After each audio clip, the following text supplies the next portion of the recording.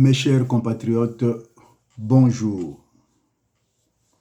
Aujourd'hui, je veux m'adresser aux athées de la politique.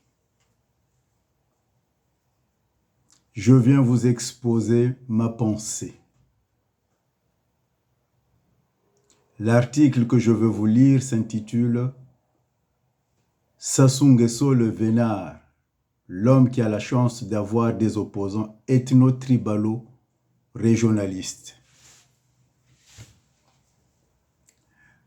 Vous trouverez l'intégralité de ce propos sur mon site www.nzoïsme.com.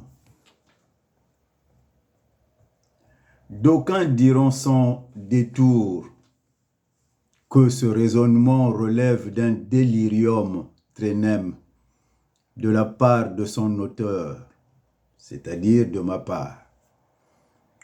À cela, le vieux sage Korobo, machuaniste, rétorque: non, chers compatriotes, c'est la réalité, la vraie.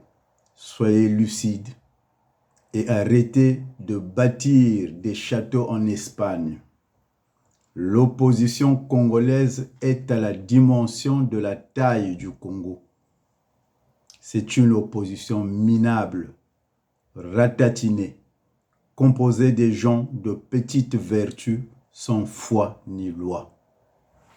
Le manque d'envergure nationale et internationale des opposants du président Sassou Nguesso le prouve à suffisance. L'opposition congolaise n'est autre que l'or Caribi, autrement dit, la poudre de perles pimpin. En effet, cette opposition tente de prendre de l'envol lorsque Mathias Nzon quitte le gouvernement en 2002 et s'essaie à l'élection présidentielle, comme bien tant d'autres.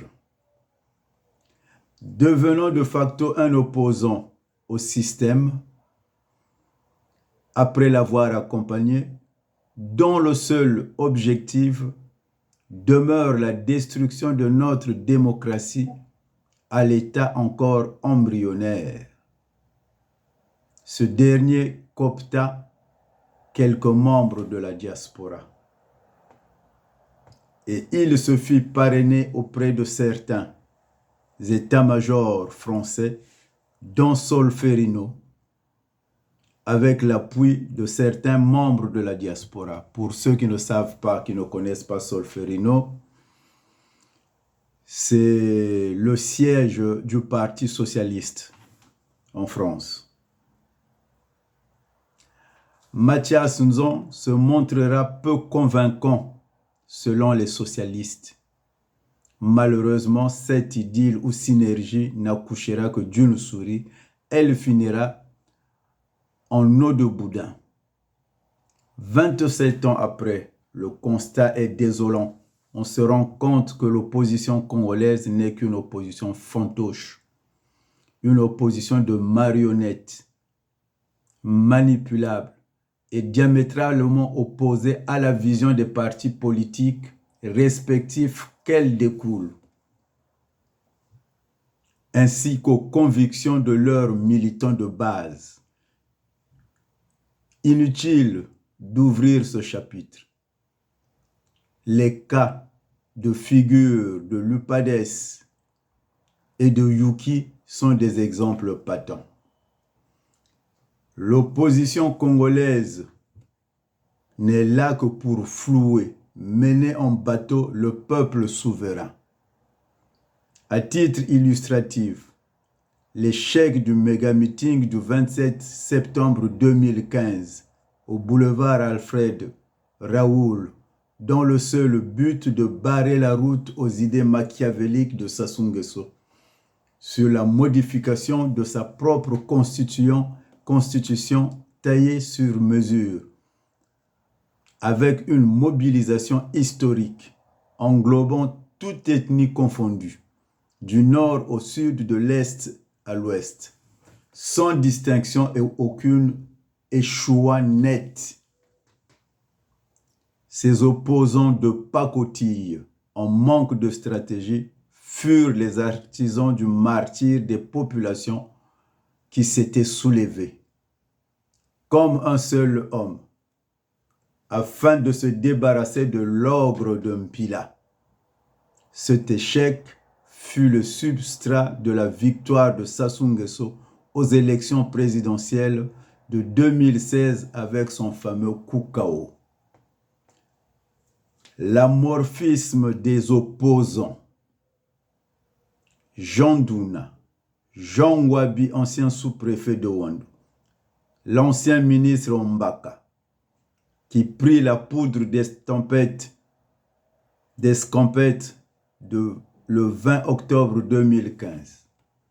Mariam Wanzimba, Jacques Bandangazala, Anatole Libongo Ngoka, Yvonne Tsende Mungondo, Blanchard Oko, Marcel Mpika, Mathias Nzon, Claudine Mounari, Pascal Tsachimabiala, Parfait Kolela, Okombi Salissa, Gimoto Kimafimpa, Zachary Bowao, Clément Mirassa, avec l'absence remarquée du général manipulateur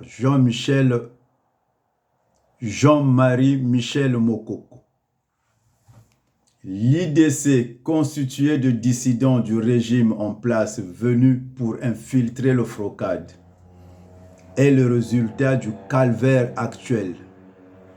C'est pour cela qu'une autre opposition doit prendre corps dans l'arène de la politique congolaise, afin que le peuple soit lui-même le seul responsable de ses choix.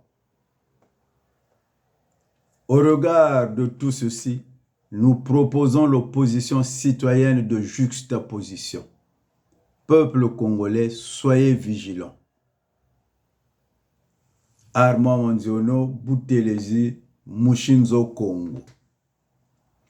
Je n'en ferai pas trop de commentaires là-dessus, mais le peuple que tu es, que je suis, doit savoir que nous ne déterrasserons jamais Sassou Nguesso et ses comparses si nous ne commençons pas à régler nos comptes avec cette opposition des collabos. J'en ai terminé. Que Dieu bénisse le Congo.